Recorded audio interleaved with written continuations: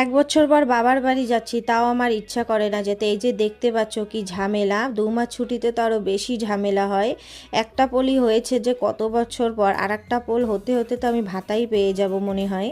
সারাদিন তো রাস্তায় চলে যায়, তো রাত হয়ে গেছিলো আমরা পৌঁছাতে।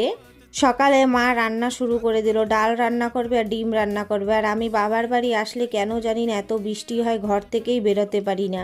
ডালটা রান্না হয়ে গেছে, এখন ডিম আর আলু দিয়ে তরকারি রান্না করবে। তেলে জিরা আর তেজপাতা দিয়ে ডিম আলু লবণটা দিয়ে ভাজা করে নেবে মা, তারপরে কারি পাতা দিয়ে পেঁয়াজ রসুন আদা বাটা দিয়েছে। এগুলো একটু ভাজা করার পরে লবণ আর লঙ্কা পাউডার জিরা পাউডার দিয়ে আর একটু ভাজা করার পরে মা জল দিয়ে দেবে।